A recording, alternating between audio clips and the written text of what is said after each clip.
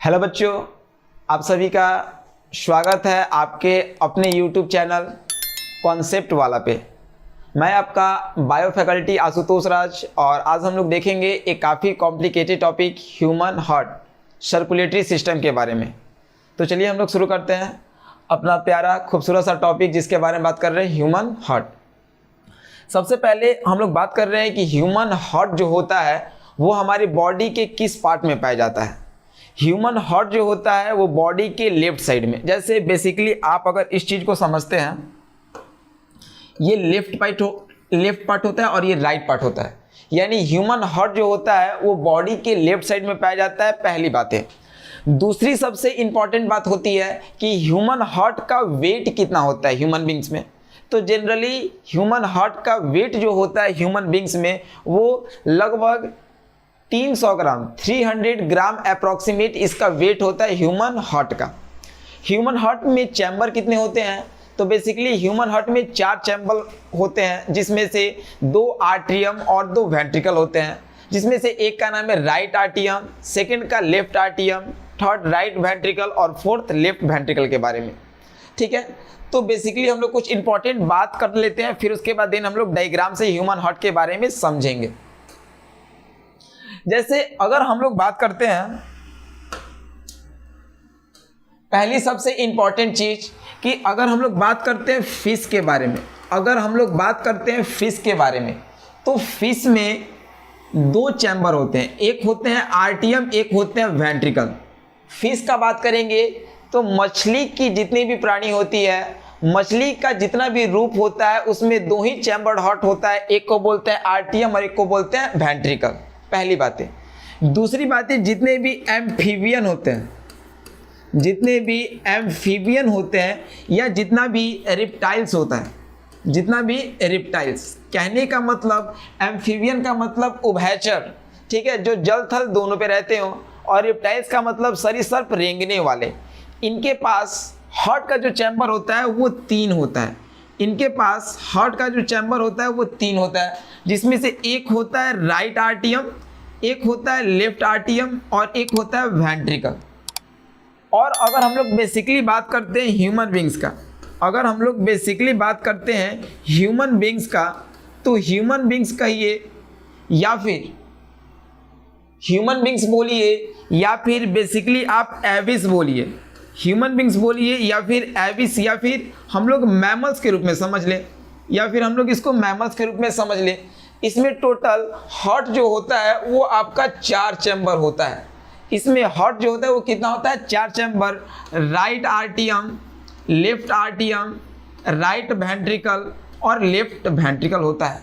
तो अभी बेसिकली हम लोग क्या क्या समझे? अभी हम लोग यही जाने हैं कि फिश में 2 चैम्बर हार्ट होता है, एक को बोलते हैं आर्टियम, एक को बोलते हैं वेंट्रिकल, जबकि एम्फीबियन और रिप्टाइल्स में 3 चैम्बर होता है, जिसमें से 2 आर्टियम, एक वेंट्रिकल होता है।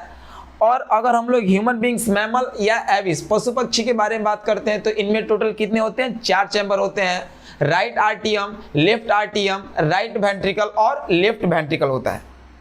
ठीक है, ये हम लोग अभी सीखे। फिर हम लोग जैसे जैसे आगे बढ़ेंगे तो काफ़ी चीज़ को जो बहुत लोगों को दिक्कत करती है उसको हम लोग क्लियरेंस करेंगे। ठीक है, चलिए अब हम लोग इससे आगे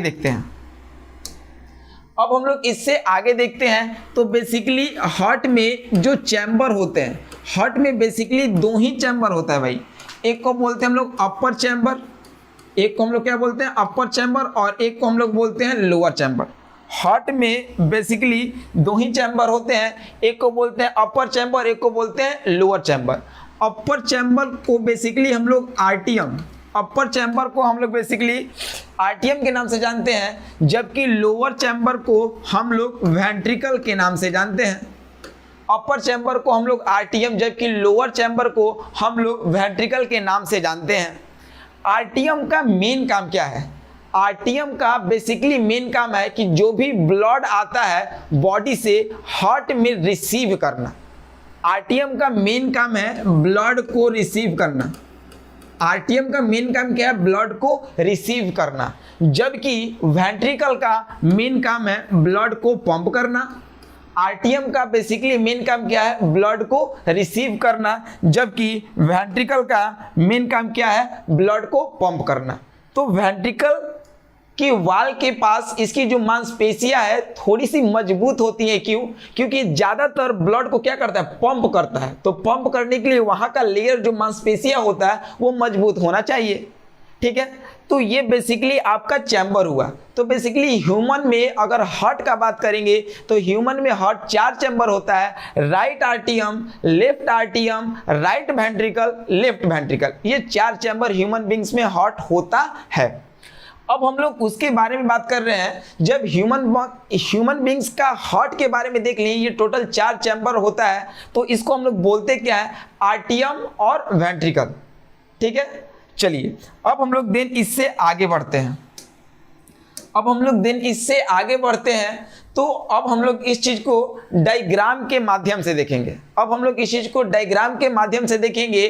कि बॉडी में जो भी ब्लड, डीऑक्सीजनेटेड ब्लड जिसमें इम्प्यूरिटीज होती हैं, वो ब्लड हार्ट में इंटर कैसे करता है, फिर वहां से पंप के कैसे होता है, यानी सारी पंपिंग का काम, जैसे घर में चापाकल का जो काम होता है ना पानी को साफ करने के लिए, उसी प्रकार से बॉडी में हार्ट का काम होता है ब्लड को इम्प्योर से प्योर फॉर्म में लाने के लिए। तो किस किस रास्ते से होके ब्लड इम्प्योर से प्योर होता है, आइए हम लोग इसको थोड़ा डिटेल से जानेंगे। सबसे पहला बात, ठीक है, ये वाला जो आप लोग पार्ट देख रहे हैं,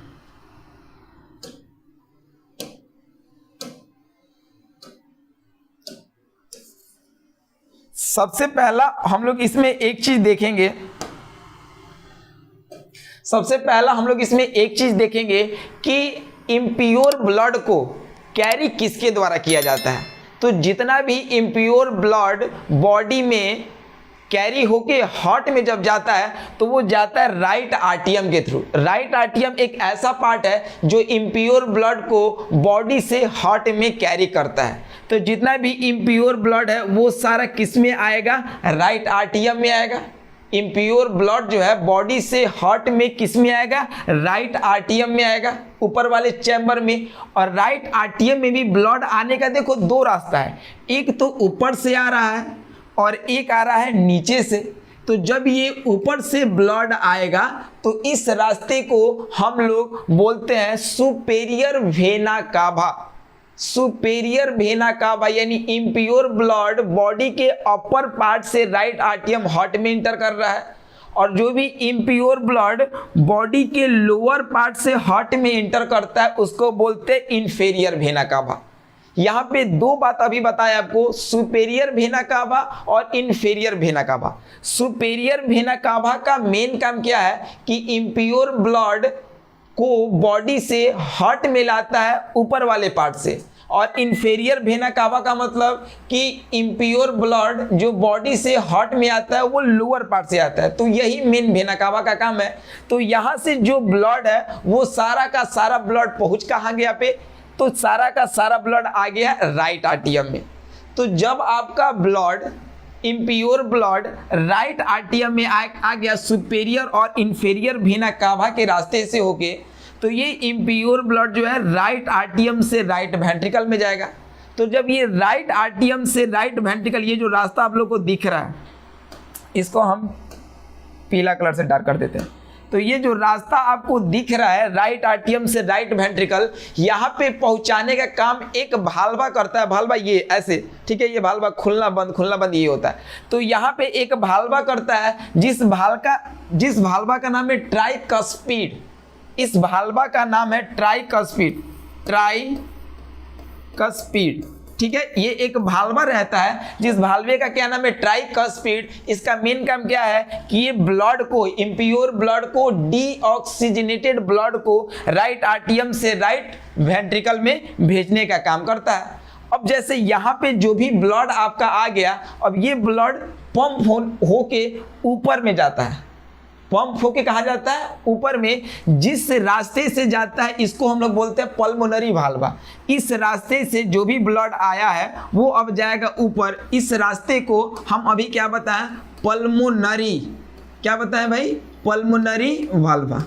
यानी पल्मोनरी भाल्वा का मेन काम क्या है, इम्प्योर ब्लड को वेंट्रिकल से पंप करके ऊपर भेजता है। कहाँ भेजता है? ऊपर भेजता है। और जहां से ये ब्लड निकलता है उसको बोलते हैं पल्मोनरी आर्टरी। इसको हम लोग क्या बोलते हैं? Pulmonary artery. और ये पल्मोनरी आर्टरी से इम्प्योर ब्लड निकलता है। और जब ये इम्प्योर ब्लड निकला तो ये सबसे पहले इम्प्योर ब्लड जाएगा कहाँ पे? लंग्स में जाएगा। और लंग्स में क्या होता है? तो वहां पे एल्वेली होता है जो ब्लड को ऑक्सीजन सप्लाई करता है। तो डीऑक्सीजनेटेड ब्लड कन्वर्ट हो जाता है किसमें? ऑक्सीजनेटेड ब्लड में। और जैसे ही ऑक्सीजनेटेड ब्लड हुआ तो अब इस ब्लड को कैरी कौन करता है? Pulmonary vein. देखो ये रास्ता इंडिकेट कर रहा है, कौन कैरी करता है? Pulmonary vein. तो ये पल्मोनरी वेन की सहायता से कहां पे आता है ब्लड? अब तो ये ब्लड कैसा हो गया? ऑक्सीजनेटेड, इसको ऑक्सीजन मिल गया तो ये पल्मोनरी वेन की सहायता से इसमें आ गया। अब ब्लड सीधे इंटर कर गया किसमें भाई? लेफ्ट आर्टियम में। और लेफ्ट आर्टियम से ब्लड पंप होने के लिए किसमें जाएगा? लेफ्ट वेंट्रिकल में। इसीलिए इसका मांसपेशी थोड़ा सा मोटा होता है क्योंकि अब इसको प्योर ब्लड को ज्यादा मात्रा में बॉडी में भेजना है। तो यहाँ पे भी एक भाल्वा होता है, ठीक है। इस भाल्वा को हम लोग बाइकस्पिड, इस भाल्वा को हम लोग बाइकस्पिड के नाम से जानते हैं। इस भाल्वा को हम लोग क्या बोलते हैं? बाइकस्पिड। यहाँ पे एक भाल्वा होता है जहाँ पे ये नीचे से ब्लड को भेजने का काम करता है। अब यहाँ पे लेयर, इसका जो मांसपेशिया होता है वो मोटा होता है। क्यों? क्योंकि बहुत अधिक मात्रा में प्योर ब्लड को बॉडी में भेजना चाहता है। और ये सारा का सारा ब्लड जाता है किसके थ्रू? एओर्टा के थ्रू, जिसको हम लोग महाधमनी के नाम से जानते हैं। तो यहाँ पे जब भेजने का काम करते हैं तो यहाँ पे भी एक भाल्वा होता है और इस भाल्वा को हम लोग एरोटिक भाल्वा के नाम से जानते हैं। इस भाल्वा को हम लोग क्या बोलते हैं? एरोटिक भाल्वा के नाम से हम लोग इसको जानते हैं। अब जो भी ब्लड आ गया वो एरोटिक भाल्वा से होके एओर्टा में जाएगा और एओर्टा से ब्लड जो है पूरे बॉडी में पहुंचेगा, रीच आउट करेगा, ठीक है। तो ये रास्ता था कि कैसे इम्प्योर ब्लड प्योर में हुआ और कैसे फिर ये सारा फंक्शन को करेगा।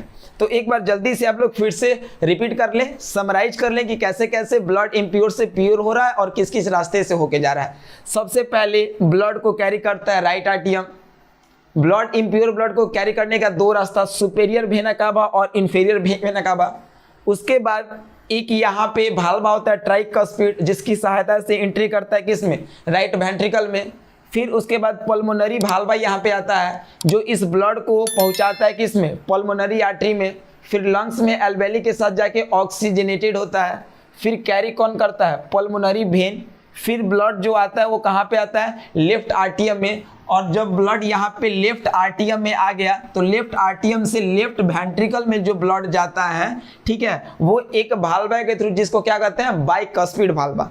तो जब यहाँ पे ब्लड आ गया बाइकस्पिड भाल्वा में आ गया तो इसके बाद वो आता है किससे? लेफ्ट वेंट्रिकल में। फिर यहाँ पे एरोटिक भाल्वा है और एरोटिक भाल्वा से एओर्टा में, फिर यहाँ से पूरा ऑक्सीजनेटेड ब्लड पूरे बॉडी में रीच आउट करता है। तो यही बेसिकली हार्ट के बारे में हम लोग जाने कि किस किस रास्ते से होके ब्लड फ्लो करता है।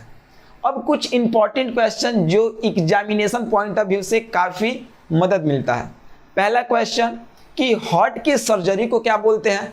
तो बेसिकली हम लोग हार्ट के सर्जरी को बाईपास सर्जरी के नाम से जानते हैं। हार्ट के सर्जरी को क्या बोलते हैं? Bypass surgery. और हार्ट का जब हम लोग डिटेल स्टडी करेंगे तो उसको हम लोग बोलते हैं कार्डियोलॉजी। दूसरी बातें, अगली एक इंपॉर्टेंट बात और है कि हार्ट में बेसिकली दो टेस्ट होता है। एक को बोलते हैं ईसीजी और एक को बोलते हैं treadmill test. ECG electrocardiograph होता है जिसमें वो लगभग लगातार कंटिन्यूसली चलता है, धड़कन कब रुकेगा कोई भरोसा नहीं रहता। तो ईसीजी का मतलब इलेक्ट्रोकार्डियोग्राफ। और दूसरा होता है ट्रेड माइल टेस्ट। ये बेसिकली हम लोग इसके लिए भी एक अलग से लेक्चर लेंगे जिसमें पूरा डिटेल में देखेंगे। अगर किसी इंसान का हार्ट खराब हो गया हो और दूसरे इंसान में हमको ट्रांसप्लांटेशन करना हो तो ये सबसे पहले सक्सेसफुल ट्रांसप्लांटेशन एक साइंटिस्ट के द्वारा किया गया था जिसका नाम था क्रिश्चियन बर्नार्ड। क्रिश्चियन बर्नार्ड वो पहले साइंटिस्ट थे जो सक्सेसफुल हार्ट का ट्रांसप्लांटेशन करवाने का काम किए थे, ठीक है। उसके बाद हम लोग देख रहे हैं यहाँ पे राइट आर्टियम के पास एक चीज़ होता है जिसको बोलते हैं एसए नोड। तो आइए पहले इसके बारे में जान लीजिए। एसए नोड का मतलब होता है sinoatrial node. SA node का मतलब क्या होता है? Sinoatrial node. Sinoatrial node क्यों रहता है? तो ये जो हॉट होता है वो कंटिन्यूअसली इलेक्ट्रिकल सिग्नल जनरेट करता है।